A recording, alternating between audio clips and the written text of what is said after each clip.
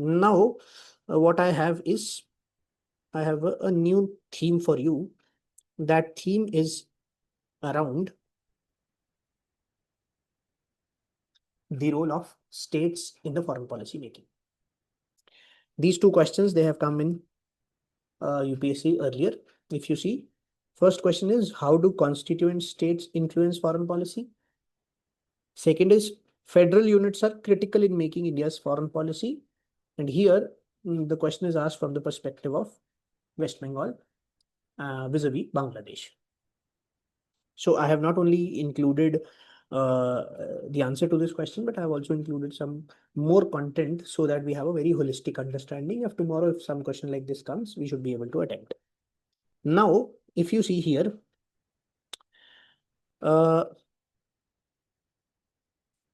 this is introduction. This is introduction. Two introductions I have taken. You can use any introduction. I personally like the first introduction. While the Constitution clearly vests foreign policy powers with the Union government, the role of states in foreign policy has increased due to economic liberalization, rise of coalition politics, and increasing interconnectedness. So, don't worry, just listen to me. It can be a little overwhelming. Role of states. When we talk about the role of states in foreign policy, it is called as para-diplomacy also.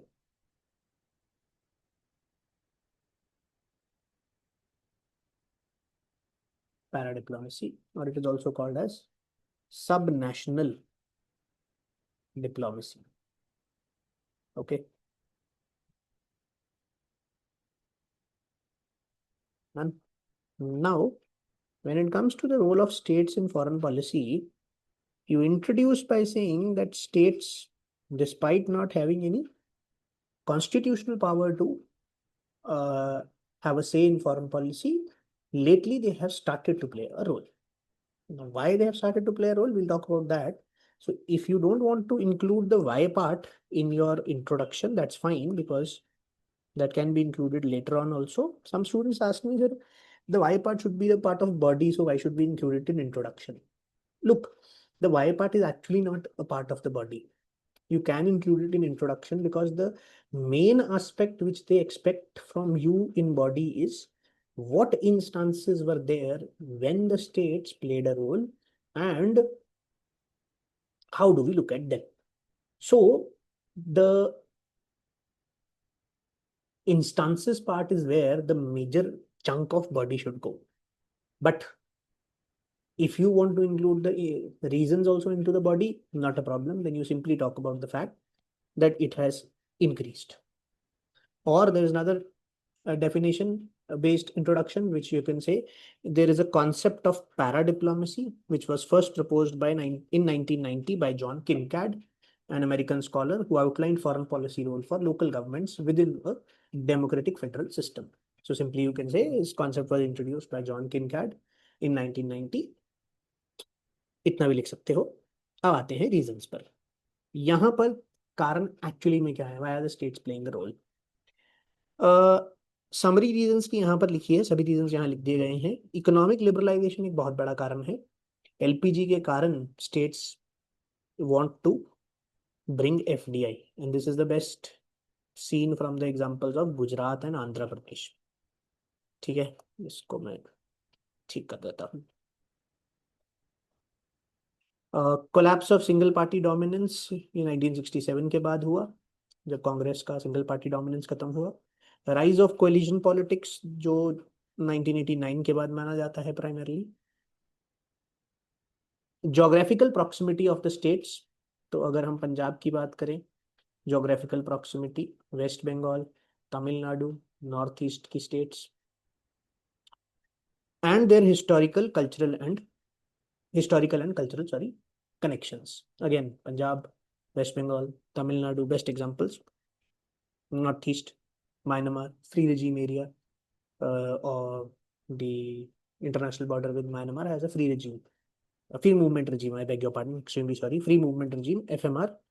ये FMR अभी officially हटाया नहीं गया है, the minister, union home minister, he has said that it will be scrapped, but officially अभी तक किया नहीं गया है. Anyway, तो ये कुछ कारण है जिस कारण से स्टेट्स का रोल इंक्रीज हो गया है. If I talk about this economic liberalization, that plays a very important role, and the geographical proximity and historical and cultural connections, they have played a very important role. Okay.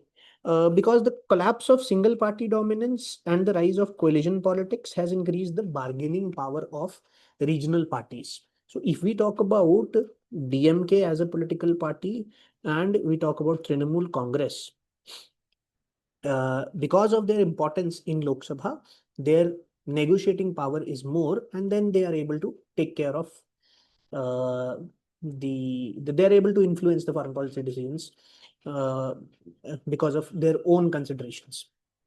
We'll see this and we'll try to understand this. So first of all, we have the definitional aspect here. Introduction has been done.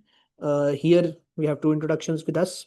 Then what we have is we start with the body, whereby we have the reasons for rise of paradiplomacy, and then we move towards the next dimensions of body, whereby we'll start taking examples or instances. Okay, so in the examples, we'll first start with Tamil Nadu. In Tamil Nadu, what we have is two major events. One is the decision to deploy Indian peacekeeping forces in 1987 and the decision to withdraw the Indian peacekeeping forces from in 1990. In both these, the political and public pressure which was created by Tamil Nadu on the center, this played a very important role. So, deployment, withdraw. Later on, in 2012 and 2013, under the UNHRC, we voted against Sri Lanka primarily because of the pressure which was made by DMK and AIADMK. And why was this done? Because by 2009, the Sri Lankan civil war was over. And at this point of time, in 2009, when the Sri Lankan war was over, the Sri Lanka's offensive actions against LTTE, they were basically not taken well by the people in Tamil Nadu in India. So they pressurized that you have to act against Sri Lanka. Then in UNHRC, we voted against Sri Lanka in 2012 and 13. Role of Tamil Nadu influencing the policy of the government of India vis-a-vis Sri Lanka. So when it comes to Sri Lanka, they can ask you another question like this. They have already asked with respect to West Bengal. Next case we'll see for West Bengal.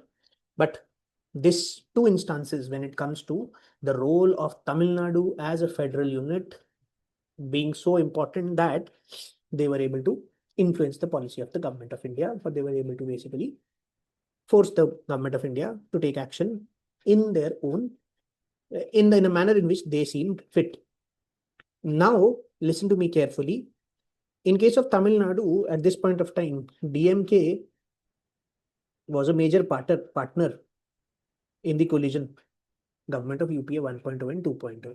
So they possessed huge negotiating power, DMK. Okay.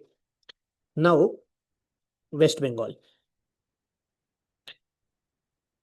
First, when it comes to the Tista water sharing agreement, the central government has almost finalized it, could not go ahead because of the opposition of Mamata Banerjee and a huge embarrassing moment for the center.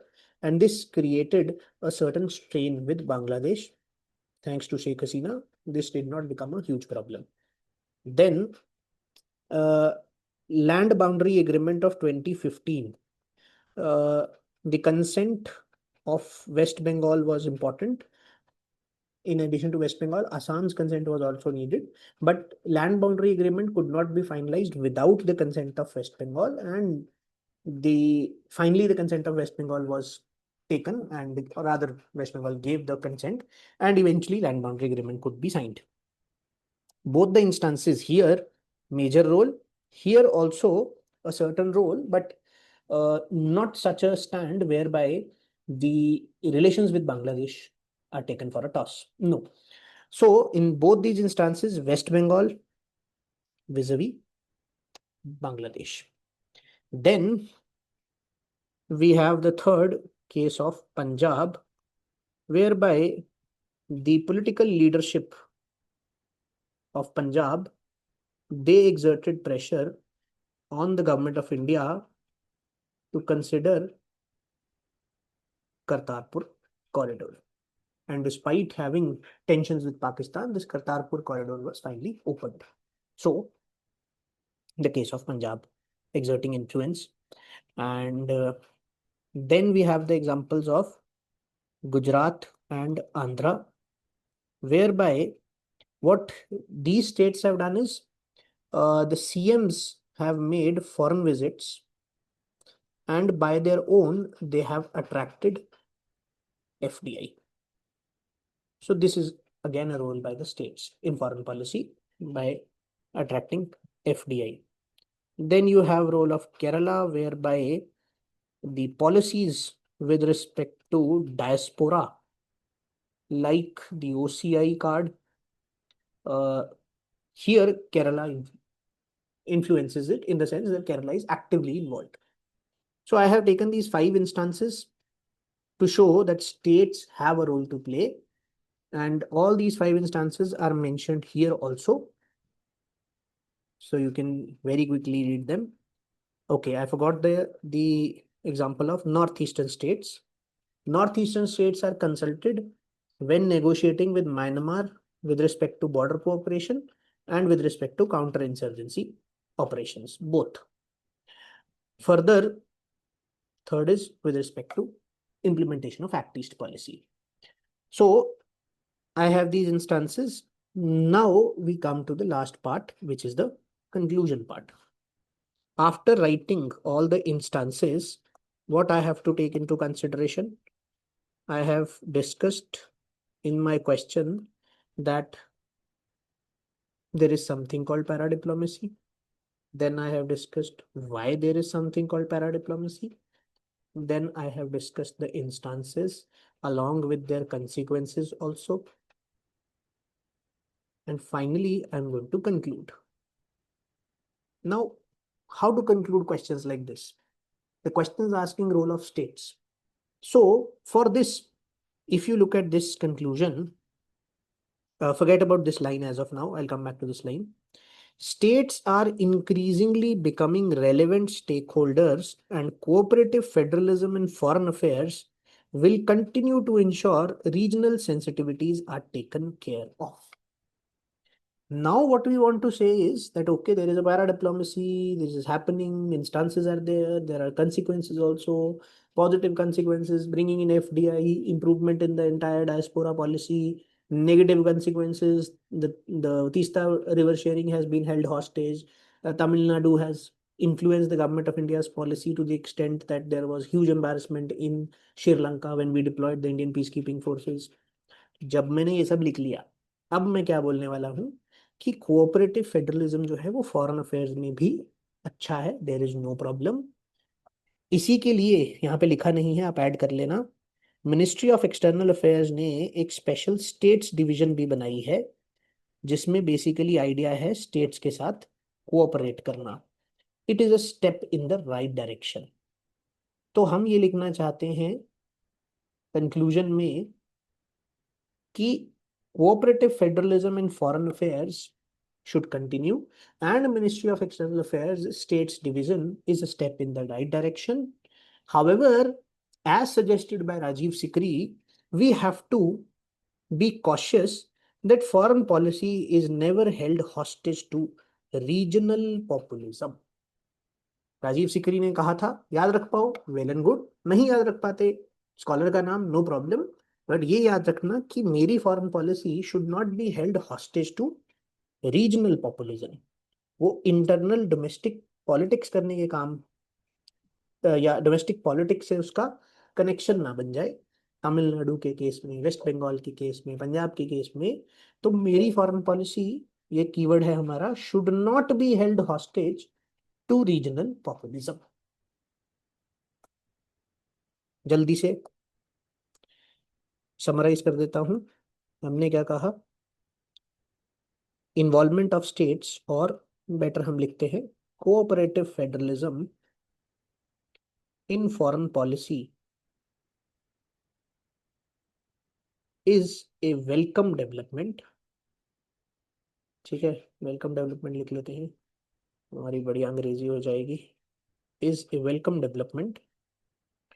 Ministry of external affairs states division is a step in the right direction. However, we should ensure that foreign policy is not held hostage to regional populism. That's it. खत्म हो गया हमारा answer. ठीक है.